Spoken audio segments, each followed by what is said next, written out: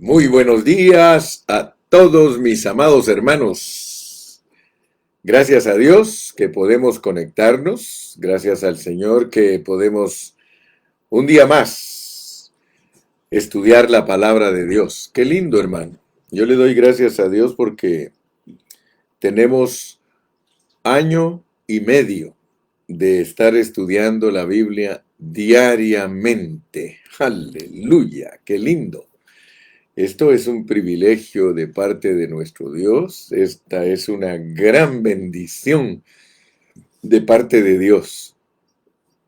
Le doy gracias a Dios por ti, mi amado hermano, por ti, mi amada hermana. Dios bendiga a mi hermana Betty Pacheco, que ya se conectó. Por mi hermana Enriqueta Hernández, que el Señor la bendiga. Por Martínez Narváez, reciba saludos.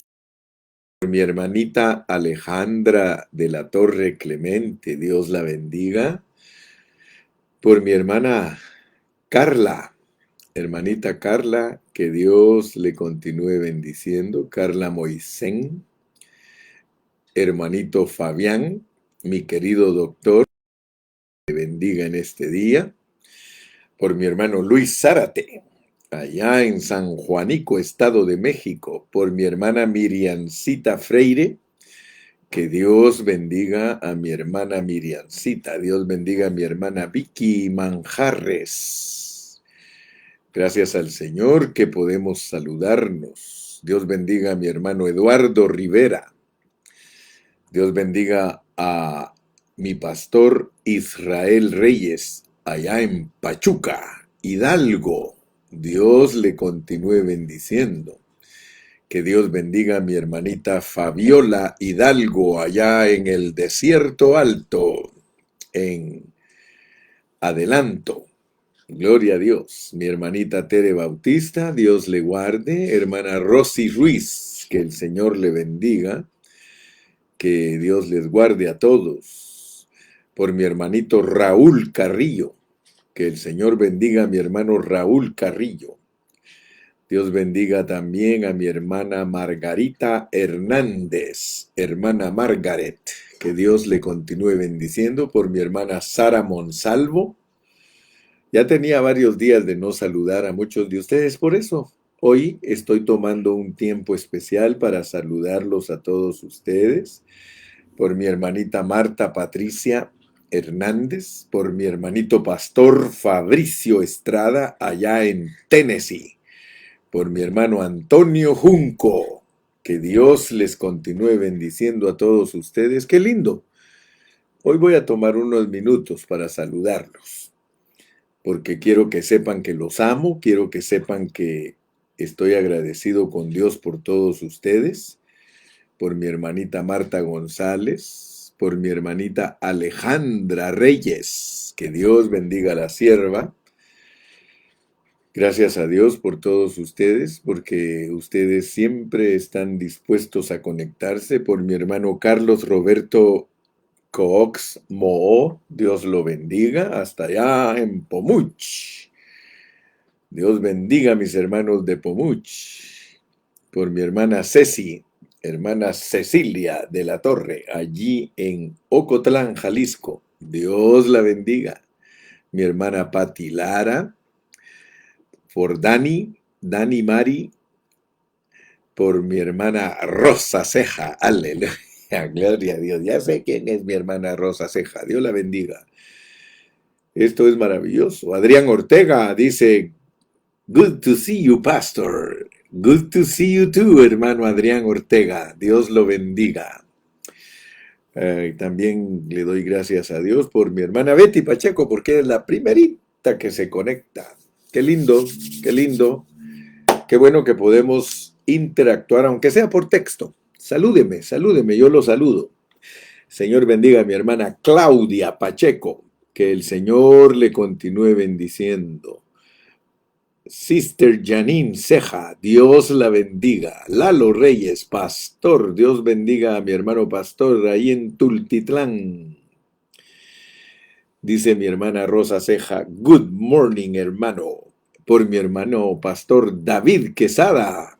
Buenos días, Pastor David Quesada, hasta allá en la bella ciudad.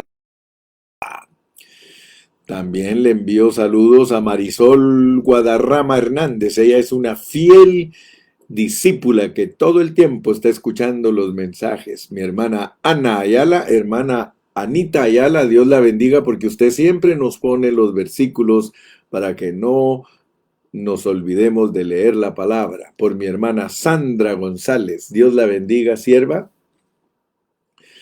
Dios les bendiga a todos, hermana Lilian Granados. Que el Señor bendiga a mi hermana Lilian también. Qué lindo, hermano Luis Zárate. Siervo, ¿cómo estamos por ahí por San Juanico? ¿Cómo están yendo las cosas por ahí por San Juanico? Dice mi hermana Yanin, God bless you, pastor. Hermano Ceja, orando que siempre tienes esa valentía de hablar la palabra pura y saludable. Gracias, hermana Yanin. Dice Marisol, un abrazo fraterno, hermano, le amamos. También nosotros le amamos, mi hermana Marisol. Gracias a Dios que podemos pues estar aquí listos para nuestro estudio. Ya me tomé buenos minutos. Vamos a orar. Padre Celestial, en esta mañana preciosa queremos darte y la gloria porque nos das la bendición de estudiar tu palabra. Somos privilegiados, somos bendecidos porque tenemos esta bendición de desayunar, almorzar, comer juntos tu palabra. Te pedimos, Señor, que nos ayudes para ejercitar nuestro espíritu. Queremos ejercitarnos en la piedad. Abre nuestros ojos para que podamos cada día entender con más claridad tu palabra. Danos humildad, Señor. Queremos ser pequeñitos, porque tu palabra dice, te alabo, Padre, porque a estos pequeñitos te ha placido el darles a conocer tu revelación.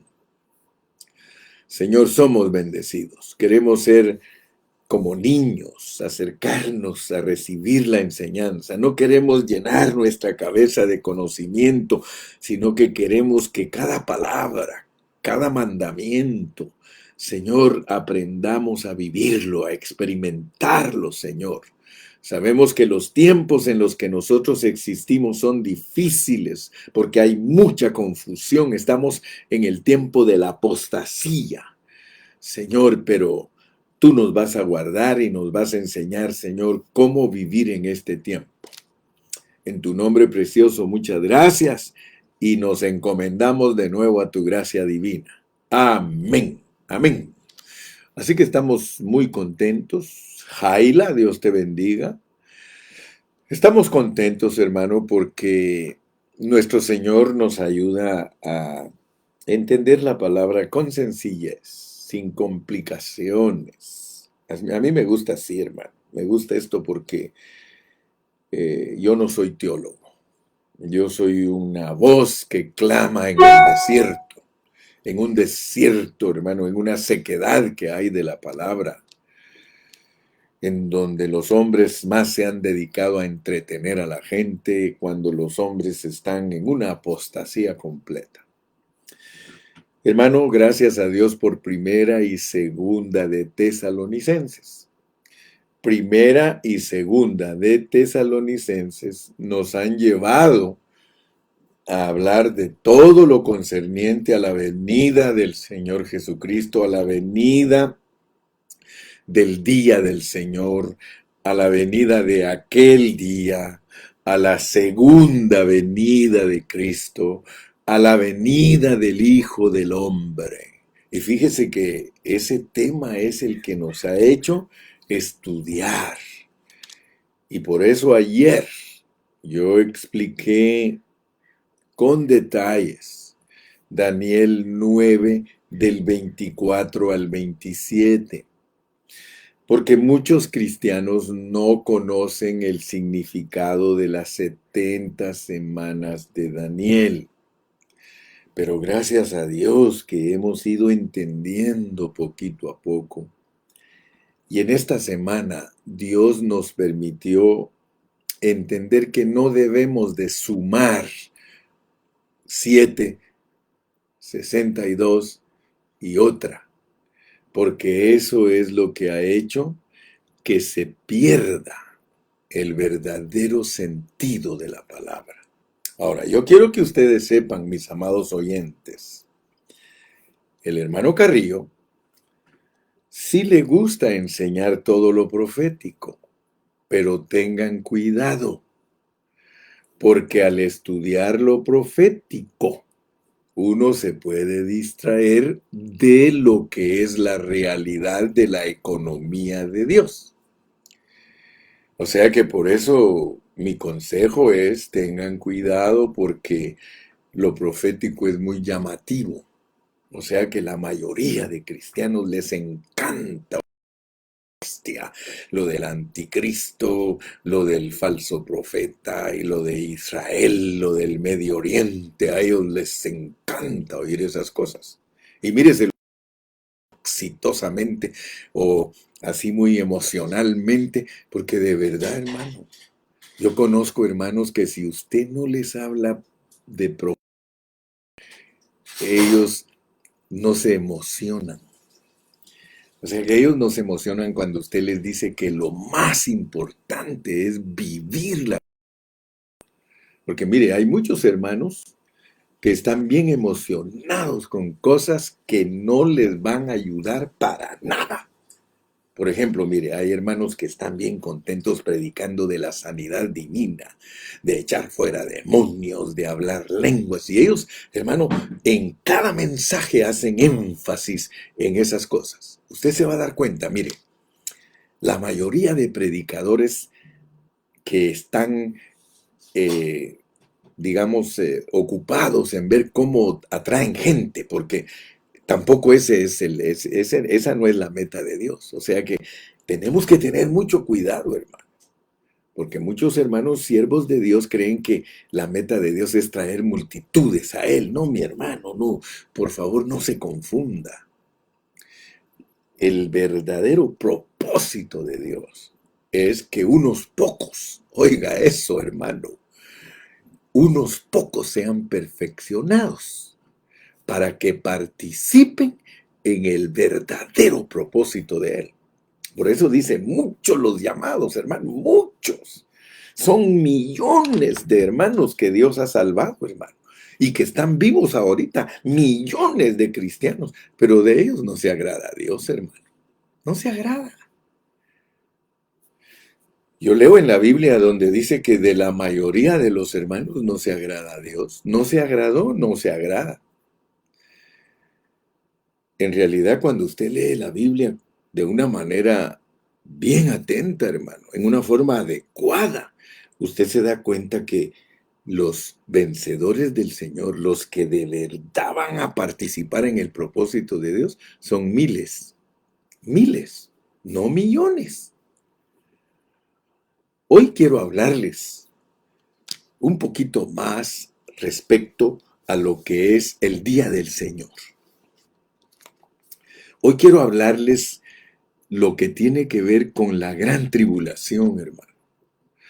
Porque muchos cristianos, y ayer les probé por medio de la Biblia, no inventos del hermano Gilberto, por medio de los contextos.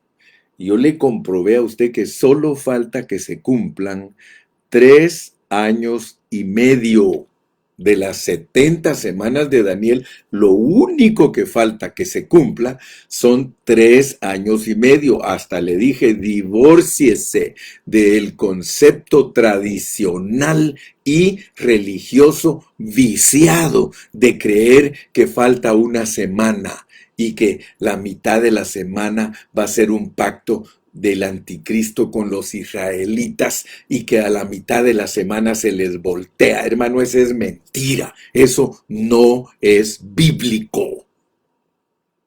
Lo bíblico es que a la mitad de la otra semana de Daniel murió Cristo. Esa es la mitad de la semana. 3 años y medio de ministerio de nuestro Señor Jesucristo. Y ya le comprobé por la Biblia que principio y fin son iguales. Que es lo que pasó, lo mismo que pasará. ¿Cómo fue la vida de Cristo? Una vida de un hombre perfecto. Pero él tuvo un ministerio de 3 años y medio. Y esos 3 años y medio de ministerio sirvieron para que el Señor cumpliera su economía divina y perdonara a todos los hombres sus pecados y que arrancara una iglesia gloriosa que ha existido por 2000 años. Pero la mitad de la otra semana, ¿por qué decir que es del anticristo? Sí, yo hasta comprobé. Tuve que comprar una Biblia porque la quiero tener. Esa Biblia me gustó mucho, es la Torres Amat. Esa es una traducción de la Vulgata latina al español. Y esa es la única Biblia que tradujo correctamente la otra semana de Daniel. Y esa versión dice que a la mitad de la semana el Cristo que murió, confirma su pacto con todos los fieles creyentes. Y después de eso, dice, allá en el la desolación, ahí sí está hablando de la desolación del anticristo que le va a poner a Israel. Pero no es una semana en la que hace alianza con los judíos. Eso es mentira y lo puedo probar con la Biblia y se los estoy enseñando correctamente. Algunas veces a mí me dicen, hermano Carrillo, pero ¿cómo se atreve usted a decir todas esas cosas? Por la palabra de Dios, porque yo no estoy buscando fama ni estoy buscando cómo entretener a nadie, sino que yo estoy viendo cómo lo ayudo a usted y me ayudo a mí. Porque aquí el negocio es usted y yo. Aquí es que nosotros participemos en la pureza de la palabra y en su propósito divino, aunque no corramos en la misma corriente que corre toda la gente. ¿A dónde vas, Vicente? ¿A dónde va toda la gente? No, mi hermano. Yo creo que para que uno predique la verdad, Dios tiene que tratar con uno. Y Dios ha tratado mucho conmigo, hermano. Yo, hermano, le puedo decir que Dios ha tratado mucho conmigo. Usted me puede ver a mí aquí después de 41 años de ser pastor. Y ya pasé por todo lo que pasan los cristianos. Porque algunos creen que, ay, el hermano Carrillo, yo ya pasé por el pentecostalismo, ya sé lo que es entretener a la gente con el pentecostalismo. Es una entretención. La iglesia pentecostal, perdónenme y no quiero ofender a nadie, pero la iglesia pentecostal solo entretiene a la gente. Porque solo le toca el alma, solo le emociona, no toca el espíritu de las personas. Y se lo digo porque yo, los que me conocen ya saben, tengo 41 años aquí en la ciudad de Ontario y el hermano Carrillo sabe lo que es el pentecostalismo porque yo he participado en él tremendamente. Y no estoy diciendo que es malo, no estoy diciendo que es malo, pero es para niños. Escúcheme bien. Pablo dijo un día, cuando yo era niño, hablaba como niño y pensaba como niño. Pues yo le quiero decir a usted que yo ya pasé toda mi niñez. Y la niñez, para eso es la iglesia pentecostal, para ayudar a todos los niños. Pero no se queden niños, mis amados. No se queden niños. Se los digo de todo corazón, no se queden niños. Crezcan. Cuando uno crece, hermano, uno se vuelve un cristiano desarrollado, un cristiano adulto, un cristiano. Y yo nunca he predicado, o más bien dicho, siempre he predicado contra el pecado, siempre he predicado de la santidad, siempre he predicado, hermano, de todo lo correcto de la Biblia. Así que a mí nadie me puede acusar y decirme que soy un obrero fraudulento. Yo creo en todo lo que estoy diciendo. Yo creo en la sanidad divina. Yo creo en echar fuera demonios. Yo creo, hermano, en hablar en lenguas. Claro que lo creo. Pero no me quedo allí. No me quedo allí porque eso no va a ayudar a nadie a madurar ni a participar del propósito divino. Eso es solo para que uno, hermano, se inicie. Claro que cuando Dios inicia una iglesia se necesitan milagros y se necesita todo eso, pero una vez está establecida la iglesia, hermano, no se le puede seguir dando dulcitos a los hermanos. Se les tiene que enseñar lo correcto, se les tiene que enseñar que se tienen que desarrollar como creyentes, aleluya. Van a decir ustedes, hoy el pastor amaneció con una energía terrible. Aleluya. No, es que hermano, esto no es juguete. Esto no es juguete, hermano. Las cosas de Dios no son juguete. Entonces, mi amado, ayer te enseñé y te dije que estoy hablando de todo esto porque yo no quiero que te vayas a quedar distraído en lo profético. Porque ese no es el asunto principal de los cristianos. El asunto principal de los cristianos es la economía de Dios, es de que Dios pasó por un proceso para entrar en los creyentes. Ayer me dio tanta tristeza cuando leí a un hermanito que pone ahí en el Facebook, hermano. Si el Espíritu Santo dice fuera caminando ahorita para tu casa y te quiere bendecir, ¿cómo lo recibirías? Ay, hermano, me dio tanta tristeza que miles de niñitos en Cristo, yo lo recibiría con todo mi corazón. Yo le dejaría que trabaje en mi familia. Yo le dejaría que haga esto. Hermano, si la Biblia registra que tú eres la morada del Espíritu Santo, ¿cómo estás esperando que llegue? Si eres la morada, entonces por eso, como no has entendido, Dios no ha trabajado en ti como debe de trabajar. ¿Te das cuenta?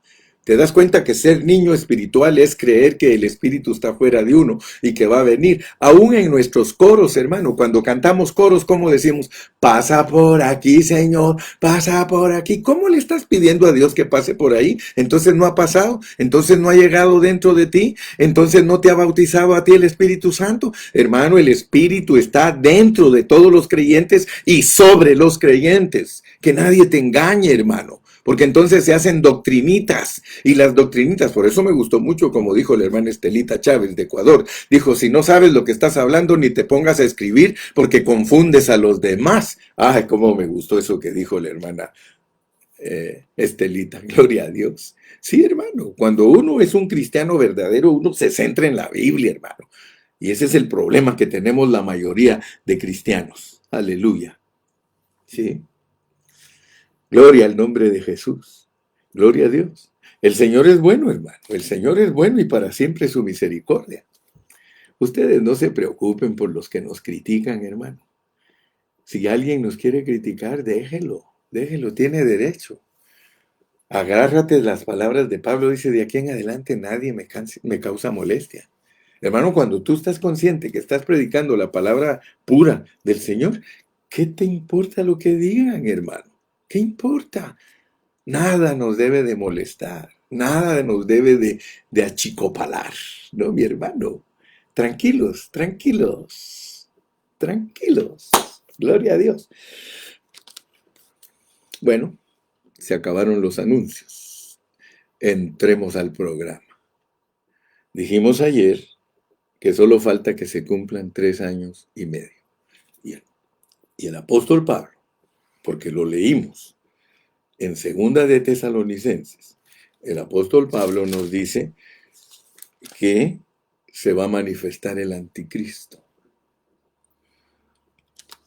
Capítulo 2 de Segunda Tesalonicenses. Pero con respecto a la venida de nuestro Señor Jesucristo y nuestra reunión con Él, os rogamos, hermanos, que no os dejéis mover fácilmente de vuestro modo de pensar, ni os conturbéis, ni por espíritu, ni por palabra, ni por carta, como si fuera nuestra.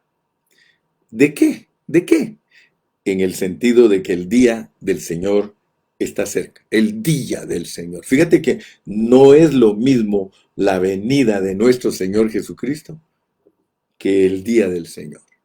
Porque la venida de nuestro Señor Jesucristo es para la iglesia, para encontrarse con Él en el aire. Mientras que el día del Señor es para tratar con todos los que son hijos del diablo, con todos los que son hijos de las tinieblas. Va a tratar con ellos y dice que los va a sorprender como ladrón. El día va a sorprender como ladrón a los incrédulos y tú ya sabes que ahí dice claramente que el Señor dice que los va a destruir repentinamente.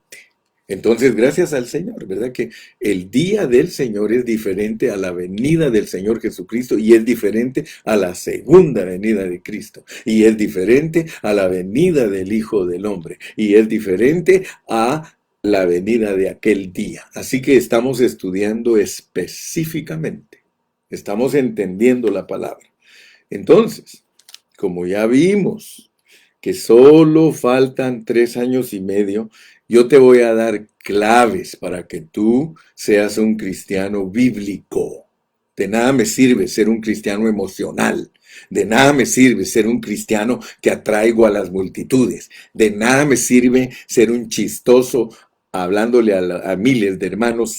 No, el Señor Jesucristo ni se preocupó por las multitudes. Es más, dijo que las multitudes lo apretaban. Así que ya sabes que las multitudes lo que hacen es apretar al Señor. El Señor hablaba siempre con 12. Y cuando no estaban los 12 por alguna razón, Él hablaba con 3. Y cuando no estaban los 3, Él hablaba con 1. Y de acuerdo a la pureza de la palabra. Entonces nosotros somos los que dirigen a la manada pequeña. Nosotros no somos millones, somos miles. Gloria a Dios. Entonces, si tú comprendes que solo faltan 3 años y medio, yo te voy a dar unas claves. Te voy a dar las claves para que entiendas Apocalipsis. Apocalipsis es el último libro de la Biblia, pero no lo puede entender cualquier persona. Porque para entender el último libro de la Biblia hay que saber los otros 65. Tienes que conocer los primeros 65 libros para poder entender la conclusión. Pero si tú tienes problemas con los primeros 65 libros y no te los han enseñado bien, ¿cómo vas a explicar el 66? Y una de las pruebas, mire, por ejemplo, los cristianos niños, los que no conocen la Biblia correctamente, ellos son los niños, ellos no saben más que el abecedario y contar de 1 a 100. Ellos, cuando quieren entender la Biblia, no la pueden entender debido a que están acostumbrados solo al abecedario y al 1 al 100. Ellos no saben multiplicar, no saben dividir. Entonces, mira, en el Apocalipsis, cuando uno quiere entenderlo, uno debe de saber interpretar todas las figuras de la Biblia, todos los números de la Biblia, todos los colores de la Biblia, todos los objetos de la Biblia. Por ejemplo, y tú sabes, y no me dejas mentir, y sabes que estoy hablando verdad. La mayoría de los cristianos niños creen que Dios, que Cristo, cuando que se fue a hacerles una casita al cielo. Tú sabes que así enseña la tradición y que eso es una superstición que viene de la doctrina católica. Pero ellos están acostumbrados, un palacio tengo allá más lindo que el sol, aunque en esta vida no tengo riquezas, yo sé que allá en la gloria tengo mi mansión. Paulino Bernal hizo un canto, hazle un palacio al que le habló de Cristo. Bueno, eso se llama engaño, porque la Nueva Jerusalén no es una ciudad física a donde los cristianos van a ir a vivir. La Nueva Jerusalén es una ciudad que está compuesta de toda la gente transformada. Es gente transformada. No son bloques ni ladrillos. Es gente transformada. Por eso está representada por medio de minerales, oro, plata, piedras preciosas, que en la Biblia todo eso solo implica transformación. Entonces te das cuenta, pues te estoy hablando de todo esto porque puede ser que tú estés chanfleado en tus interpretaciones. Y quiero decirles, hay pastores que atraen multitudes de gente y enseñan eso.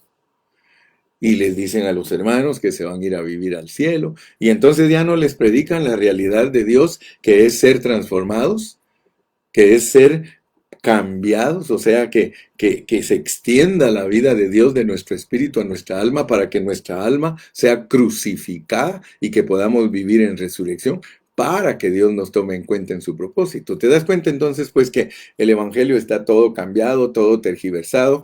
Y por eso tenemos que ser las voces que claman en el desierto para traer de regreso a la gente a la pureza de la palabra. Faltan solo 3 años y medio. No te distraigas con lo profético ni con lo que está pasando en Israel para creer que eso te va a ayudar a crecer en Cristo. Eso no te va a ayudar a crecer en nada, nada, nada, nada.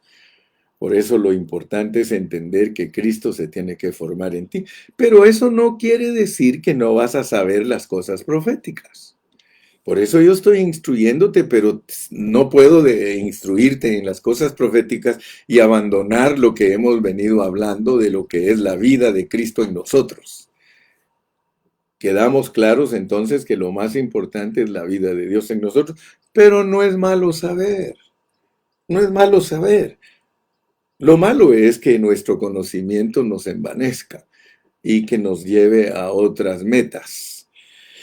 Pero yo te quiero dejar claro el libro de Apocalipsis. En esta media hora que me queda, yo lo voy a dejar claro. Apocalipsis es el último libro de la Biblia. Y ponme atención, porque Apocalipsis solo consta de 10 capítulos. Escucha bien, no te estoy diciendo que la Biblia solo debería de tener 10 capítulos. No, solo consta de 10 capítulos en una forma general. O sea que cuando lo lees cuidadosamente, se termina en el capítulo 10 y versículo 10 y 11. Mira cómo dice, pues. Entonces tomé el librito de la mano del ángel y lo comí. Y era dulce en mi boca como la miel, pero cuando lo hube comido, amargó mi vientre. Y él me dijo, el ángel, es necesario que profetices otra vez. Mira, en la Biblia, que alguien diga otra vez significa por segunda vez. Es necesario que profetices por segunda vez sobre muchos pueblos, naciones, lenguas y reyes. Por favor, toma seriamente esto, escúchalo con un oído redimido, escúchalo con un oído circuncidado. Ahí termina Apocalipsis. Pero el ángel le dice, es necesario que profetices otra vez. Entonces se profetiza del 11 al 22 otra vez. Por eso es que muchos no saben que solo es una repetición del mensaje. La única diferencia es que la primera parte es general y la segunda parte es en detalles. Te dan todos los detalles. Ahora, si tú verdaderamente eres un hombre, una mujer que ama a Dios íntegramente, genuinamente, tú le pones atención a lo que estamos hablando. Dice, entonces tomé el librito de la mano del ángel y me lo comí, y era dulce en mi boca como la miel, pero cuando lo hube comido amargó mi vientre. Y él me dijo, es necesario que profetices otra vez sobre muchos pueblos, naciones, lenguas y reyes. Primera clave que te doy, pues, si quieres entender bien la conclusión de la Biblia, es que Apocalipsis solo está dividido en dos partes generales. No te estoy diciendo que está dividido solo en dos partes. Partes generales. O sea, como usando expresiones de Pablo, en boca de dos testigos conste todo asunto. Ok. Entonces, si entiendes que Apocalipsis del 1 al 10 te va a enseñar todo, leámoslo a vuelo de pájaro. En el capítulo 1 te dicen que es una revelación de Jesucristo de cuando Él fue ascendido al cielo. Cuando Él se fue al cielo, el capítulo 1 te da una revelación de Él funcionando como el sumo sacerdote en el santuario celestial. Y ahí te da toda la revelación de Él. Capítulos 2 y 3 te dice la historia de la iglesia cristiana desde que Cristo se fue al cielo hasta que Cristo regrese. ¿Ok? Eso es capítulo 2 y 3. Lees cuidadosamente capítulo 4 y 5 y te muestra el trono de Dios y cómo funciona el trono. Ahí te explica todo, cómo es el trono de Dios y cómo gobierna el universo, el Señor. En el capítulo 6 se te abren los sellos. Y todos los teólogos y los estudiosos de la Biblia te dicen que los sellos son para enseñar la historia de la humanidad. Y vas uno por uno de los sellos y entiendes la historia de la humanidad. Ok, pero cuando llegas al capítulo 7, allí ese capítulo 7 es una inserción, o sea, es algo que se mete entre el capítulo 6 y el 8. Si tú notas cómo termina el capítulo 6, tú te das cuenta. En el verso 12 dice, miré cuando abrió el sexto sello, y te relata todo lo que sucederá cuando se abre el sexto sello, y te mete una inserción. Te habla de el sellamiento de todos los israelitas, lo cual para la iglesia es una parábola que representa, porque conoces el panorama bíblico, la conversión de Israel. Pero inmediatamente después que te dice que Israel se va a convertir, un poquito antes de que se termine la gran tribulación, Israel se va a convertir totalmente. Todo Israel será salvo. Pero luego te da un relato de lo que va a pasar con la iglesia también durante esos 3 años y medio. Mira como dice en el verso 9, después de esto miré aquí una gran multitud, la cual nadie podía contar. Ahí están los millones de cristianos. No podían contar, dice, de todas naciones y tribus y pueblos y lenguas que estaban delante del trono y en la presencia del Cordero, vestidos de ropas blancas. Verso 14. Verso 13, entonces uno de los ancianos habló diciéndome, estos que están vestidos de ropas blancas, ¿quiénes son y de dónde han venido? Yo le dije, Señor, tú lo sabes, y él me dijo, estos son los que han salido de la gran tribulación y han lavado sus ropas y las han emblanquecido en la sangre del Cordero. Entonces entiende pues que la inserción que está entre el capítulo 6 y el 8, porque el 8 es la continuación, mira, cuando abrió el séptimo sello. Con el capítulo 6 finaliza abriendo el sexto sello, con el octavo comienza abriendo el séptimo sello. Por lo tanto, el capítulo 7 no es parte ni del sexto sello ni del séptimo sello, sino solo una enseñanza de que uno alcance a ver la conversión de Israel y cómo la iglesia lava sus vestiduras en la gran tribulación. Entonces no mezcles conceptos, porque aquí no te van a poner qué pasó con los que estaban, los resucitados, y qué pasó con los que estaban vivos y transformados. Aquí no te explican nada de eso. Aquí solo te explican que va a convertirse Israel y lo certifica Romanos, y que los cristianos van a lavar sus vestiduras. Te lo dice claramente la forma que las van a limpiar o a lavar. Entonces luego llegamos al capítulo 8 y se nos abren los sellos. Amén. Y cuando se abren los sellos uno por uno, te está hablando en general de todo lo que va a pasar para cuando Cristo regrese y el día del Señor, etcétera, etcétera. Y luego llega al capítulo 9, donde dice el quinto ángel tocó la trompeta, y tú sabes que allí está hablándonos de la quinta trompeta.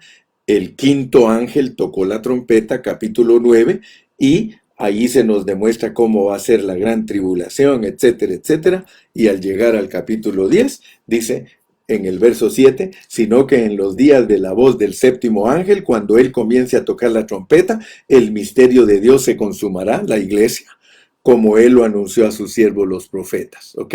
Se termina entonces Apocalipsis. ¿Te das cuenta cómo termina Apocalipsis? Ahora, nosotros estamos ocupados en entender que solo falta 3 años y medio para que Dios cierre esta edad. Ahora, esto no es casualidad, y esto es lo que quiero que te quede grabado hoy, porque con solo eso que aprendamos hoy, todo nuestro tiempo fue aprovechado. Nota pues, porque el Espíritu Santo tiene mucho cuidado de escribir las cosas en una forma secuente, pero también en una forma en la que no se contradice, lo cual se llama consistencia. La consistencia de la palabra de Dios es firme, la consistencia de la palabra de Dios es segura. en el capítulo 11, cuando ya se va a repetir el mensaje, tú te vas a dar cuenta que el Espíritu Santo tiene el cuidado de el capítulo 11, 12 y 13.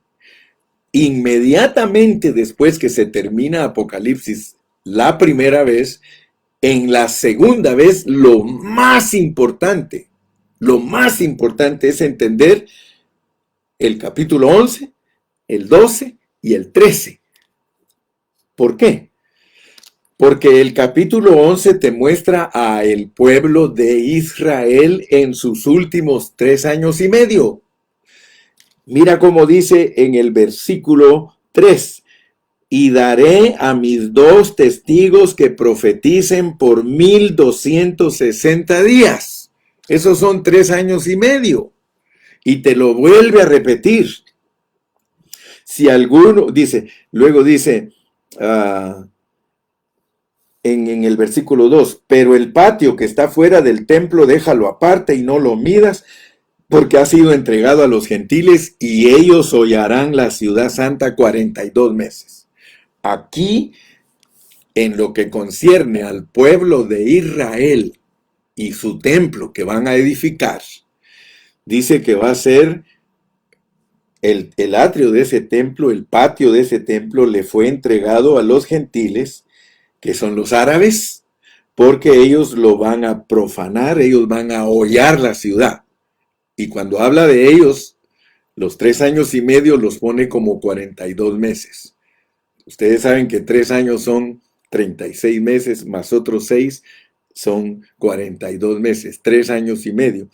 Y cuando se refiere a los 2 testigos, los 2 hombres que van a estar ahí en Israel, que van a parecerse a Moisés y a Elías, y que los va a usar Dios haciendo prodigios y señales allí y todo, porque el capítulo 11 es estrictamente para Israel. Allí van a estar y los van a matar, la bestia los va a matar a ellos, pero ellos a los 3 días y medio van a resucitar y se oye una voz del cielo que dice: subid acá, y se los lleva el Señor. Eso es parte de la resurrección. Yo no te voy a explicar hoy la resurrección, pero la resurrección, los que hemos estudiado por muchos años juntos, ya sabemos cómo se lleva a cabo. Muy bien. El problema de muchos creyentes es que le van a dar demasiada importancia al capítulo 11 y se van a descuidar del capítulo 12, porque el capítulo 12 es una señal para la iglesia. Una señal para la iglesia.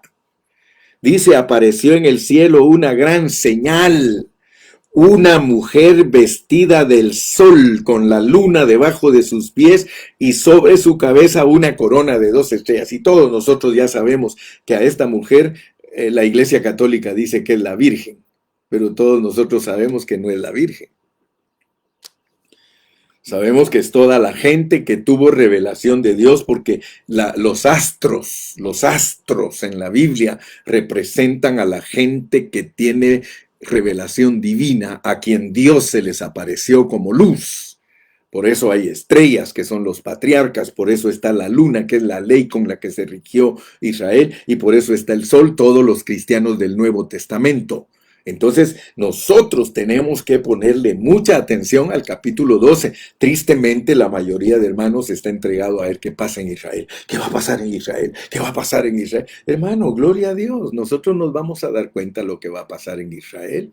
En Israel van a aparecer estos 2 testigos. En Israel van a haber cosas, señales tremendas, hermano, porque los israelitas, los judíos, son el pueblo de Dios, aunque sean mundanos. Es el reloj por medio del cual se pueden discernir cosas espirituales. Pero no es nuestra meta entender lo profético en una forma 100% pura. No, no, hermano, no es eso lo que Dios quiere para nosotros.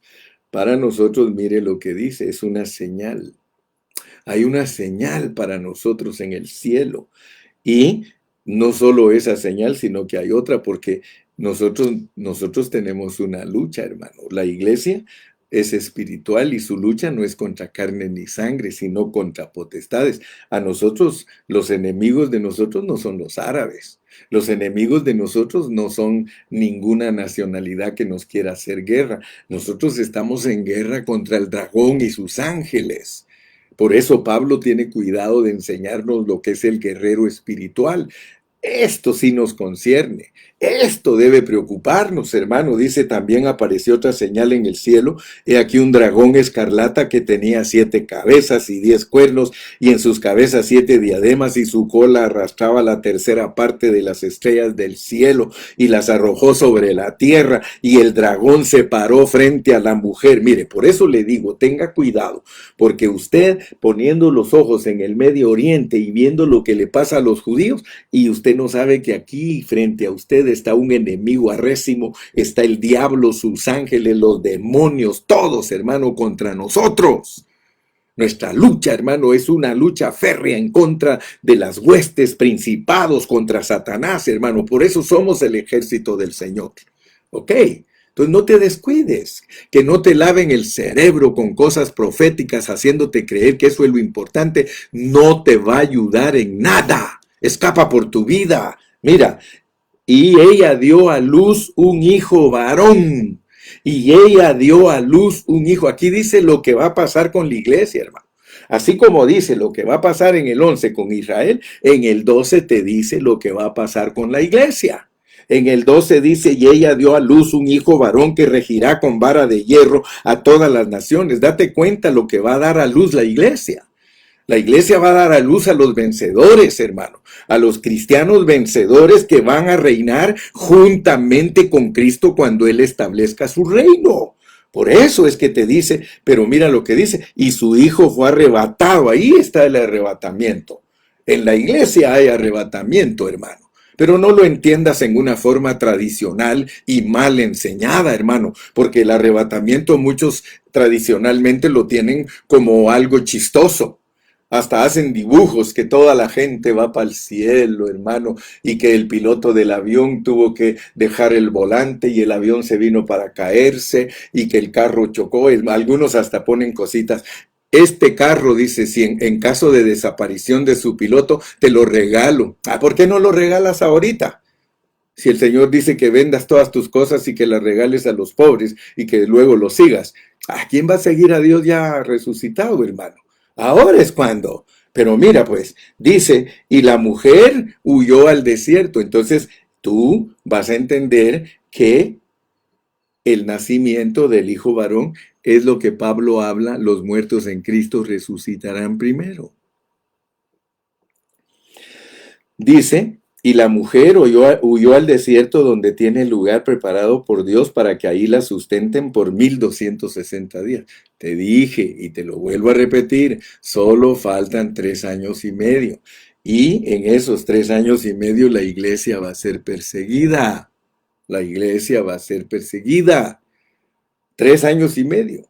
El anticristo, que es el hijo de pecado, el hombre de pecado, ese es el anticristo, y el hijo de perdición es el falso profeta.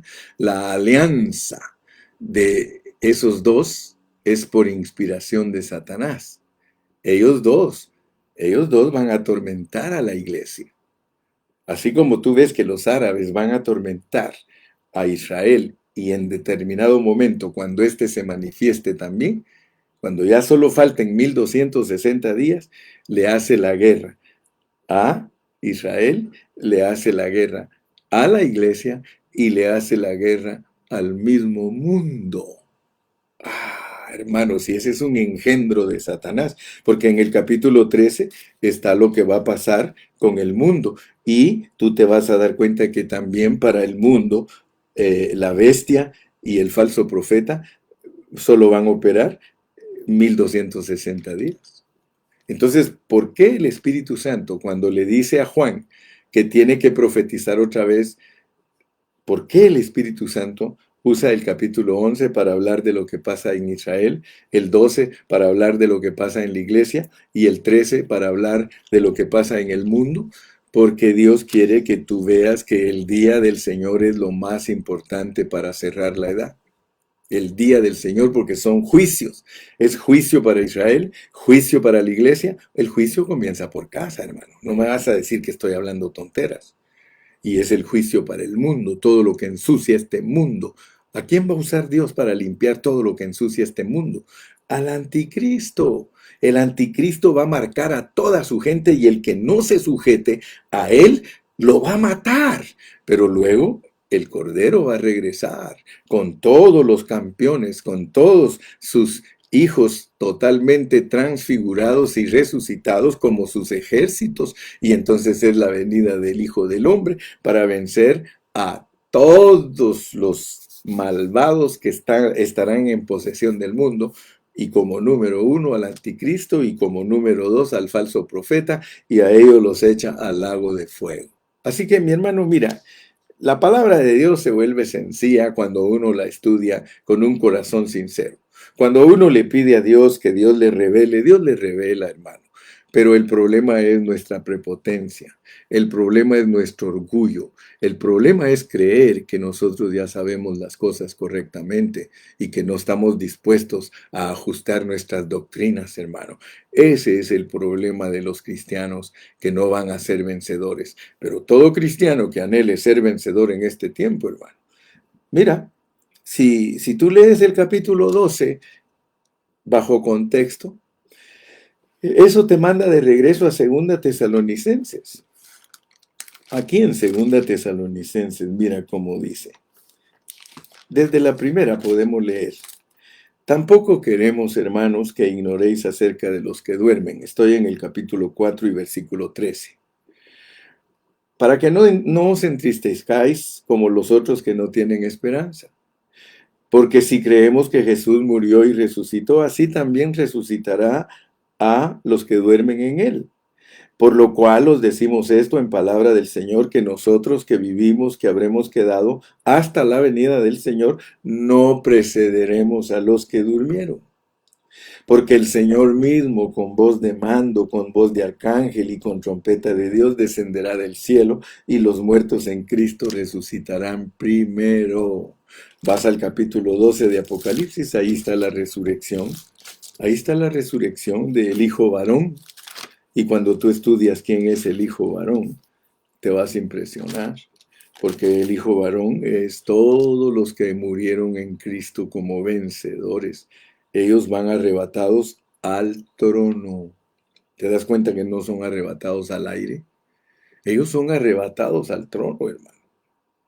El día del Señor, la venida de Cristo. La venida de Cristo es para ir a recibir al Señor al aire, a la nube. Pero estos de aquí, del capítulo 12 y versículo 5, ellos no lo van a recibir a la nube. Ellos son arrebatados a su trono. Y inmediatamente que resucitan los muertos, ¿qué pasa con la iglesia que se queda en la gran tribulación? Mira, y la mujer huyó al desierto, donde tiene lugar preparado por Dios para que ahí la sustenten por 1260 días, la gran tribulación. Por eso te dije, nunca creas el mensaje tradicional de que la iglesia no pasa la gran tribulación. Claro está que te tienen que hablar específicamente qué parte de la iglesia no pasa la gran tribulación. Por ejemplo, tú tienes aquí a los que resucitan. Ellos no se puede decir que pasan la gran tribulación porque al resucitar es porque estaban muertos. El Hijo varón representa a todos los que estaban muertos antes de que Cristo comience sus tratos de los últimos 1260 días. Ellos son arrebatados al trono, pero la iglesia, mira, aquí claramente te dice, y la mujer huyó al desierto, donde tiene lugar preparado por Dios para que ahí la sustenten por 1260 días. Y esto te trae al capítulo 7, ¿te acuerdas que te dije de dónde vienen estos? De la gran tribulación, porque lavaron sus vestiduras y no se pueden contar. No se pueden contar. Ahora mira en el capítulo 14 que está después de que entiendes los tratos de Dios con Israel, los tratos de Dios con la iglesia y los tratos de Dios con el mundo, que son el capítulo 13. En el capítulo 14 te dice lo que va a pasar para sacar a los vivos de aquí de la tierra. Mira, ya viste los muertos. Los muertos los viste que están en el contexto de los que salen a huir al desierto. Quiere decir que la gente está viva. Pero ahí no te menciona a estos. Mira estos que están aquí en el capítulo 14. Dice, después miré y he aquí el Cordero estaba en pie sobre el monte Sión, y con él 144,000 que tenían el nombre de él y el de su padre escrito en la frente. Y oí una voz del cielo como estruendo de muchas aguas y como sonido de un gran trueno, y la voz que oí era como de arpistas que tocaban sus arpas y cantaban un cántico nuevo delante del trono y delante de los cuatro seres vivientes y de los ancianos, y nadie podía aprender el cántico sino aquellos 144,000 que fueron redimidos de entre los de la tierra. ¿Te das cuenta que estos no son resucitados?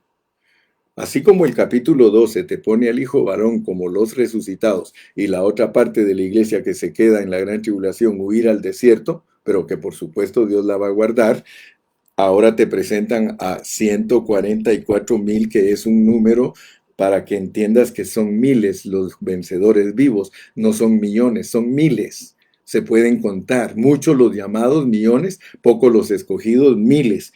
Estos son los que no se contaminaron con mujeres que son vírgenes. Estos son los que siguen al Cordero por donde quiera que va. Si no sabes interpretar figuras, no vas a saber quiénes son. Estos fueron redimidos de entre los hombres como primicias para Dios y para el Cordero. Y mira la distinción. En ellos no fue hallada mentira en su boca, pues son sin mancha delante del trono de Dios. Entonces, Dios te pone las piezas del rompecabezas en diferentes lugares para que tú vayas uniendo el rompecabezas y alcances a ver la foto completa. La foto completa, si la quieres ver, en lo que es la iglesia, hay resurrección y hay persecución y hay, en el capítulo 14, arrebatamiento de primicias al monte Sión. Ellos son llevados al monte Sión. De acuerdo a la Biblia, ¿qué está en el monte Sión? El templo. Trono, templo. Trono, templo. Entonces, los cristianos vencedores van al trono y al templo. Las primicias son frutos que iban a la casa de Dios. ¿A dónde se presentaban en el Antiguo Testamento los frutos? En el templo.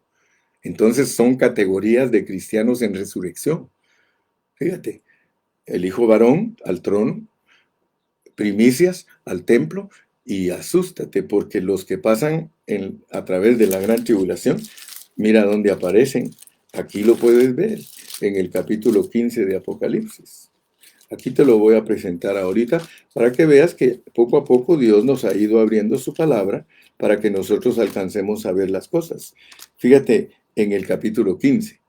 Vi en el cielo otra señal grande y admirable, 7 ángeles que tenían las 7 plagas postreras, porque en ellas se va a consumar la ira de Dios. Pero antes de que se consume la ira de Dios, porque los cristianos no fuimos puestos para ira, mira lo que pasa. Vi también como un mar de vidrio mezclado con fuego, y a los que habían alcanzado la victoria sobre la bestia y su imagen y su marca y el número de su nombre, en pie sobre el mar de vidrio con las arpas de Dios. 3 grupos, Dios te muestra.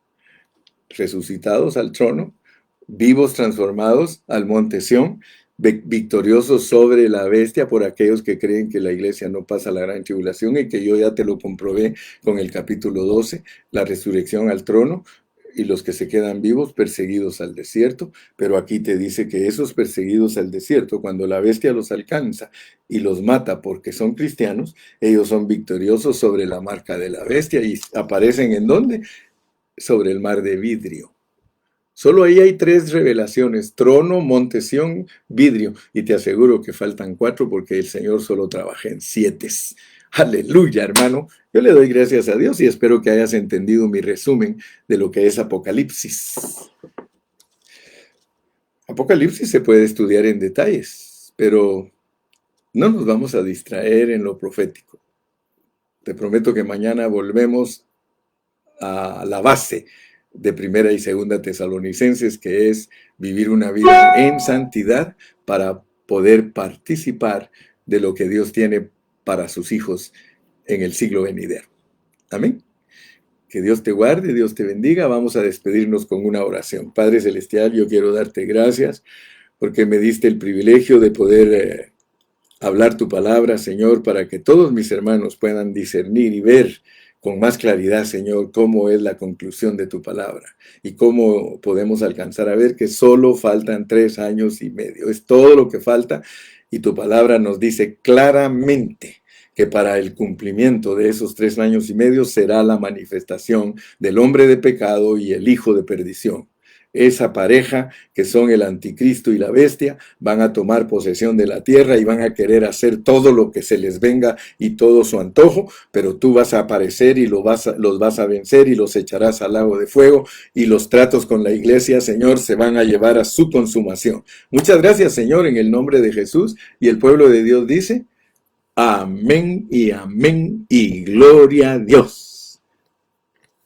Dios me los bendiga, hermano. Despídete. Dime adiós, dime adiós. Dime hasta mañana.